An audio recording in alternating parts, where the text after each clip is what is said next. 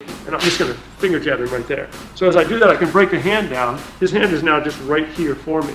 So again, so when I come to hit here like this, I hit, there's the hand right there. So I'm just tracking it. So I'm not trying to grab it. When I pull it down, the way his anatomy works, his hand won't stay in this position. It'll just turn into that position.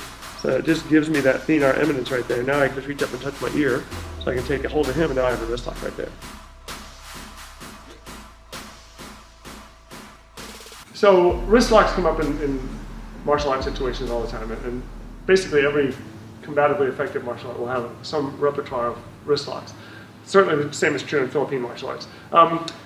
In almost no grappling art that uses them, though, will be simply you snatching their hands out of the air, because people just naturally withdraw their hands.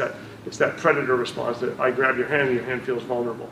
So more often than not, it'll be something that accidentally or incidentally happened in the situation. So to show you an example of that, if Roel throws a shot at me, I might parry the shot, and instead of trying to snatch his hand out of the air, I'm gonna simulate slamming my fingers into his eyes. So he comes to hit me, and I'm just gonna finger jab him right there. So as I do that, I can break the hand down. His hand is now just right here for me. So again, so when I come to hit here like this, I hit, there's the hand right there. So I'm just tracking it. So I'm not trying to grab it. When I pull it down, the way his anatomy works, his hand won't stay in this position. It'll just turn into that position. So it just gives me that thenar eminence right there. Now I can just reach up and touch my ear, so I can take a hold of him, and now I have a wrist lock right there.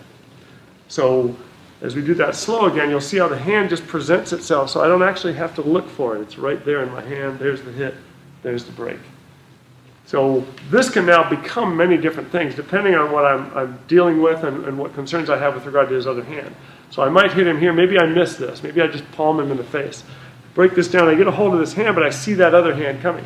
So now I might have to stop this hand. This lock might then change. I might bring it up into a different kind of lock. You can feel how unpleasant that is, Roel? Yeah. So I have that control, or I can turn it. I can change it into a different lock to where I have him like this now, where I have his wrist trapped here.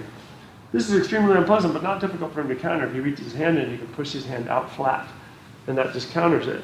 So to prevent him from doing that, I just put my hand over the top. Now I can't do anything.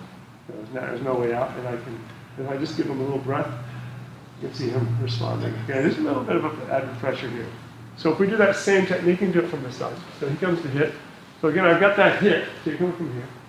I've got that hit right there. I've got that breakdown. There's that hand again. There's that hit. From here, I could turn this. Now I have this lock here. It's extremely unpleasant, okay? Lots of ways I can apply this. I could just slap this. You can watch his reaction as I touch it, okay? I can also strike here. I can fire this as an elbow.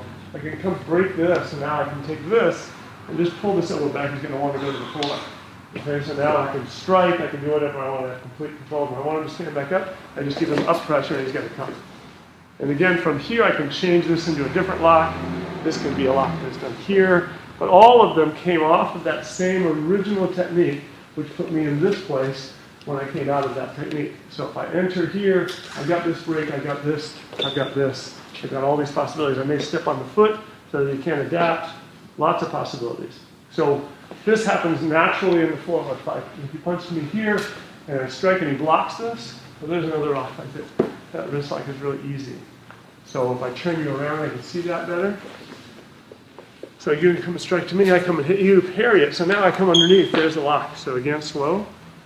I just parried this and struck him. When he blocked, I ensnared his hand here. So this could be hit, certainly a hit, but I snared his hand because he can't pull his hand away now.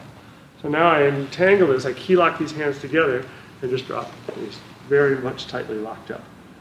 Super fast, super strong lock. So I could attack this joint. When I hit here, the lock is immediately applied. On that first one, when he hits me here, I can add this. And you can see that I can bring his hand up here. This lock is excruciating. But how simple the lock is the key. So I turn you around again. I pick this up again. As I'm hitting him, I've got this thenar eminence in my hand. I bring this up and I key lock it right there. It's just, I can just blow his arm apart with this lock. And I'm almost applying none of it yet. I still have a good 95% of pressure I can apply. He's already at the tapping out point. All right, so very, very quick locks. That's what we want them to be. They're just sort of like you've gotten your hand caught in a mangle, which is the old thing they used to put laundry in to crush it. Okay, just boom, your arm just gets broken right away. So that's kind of wrist locking from Filipino martial arts.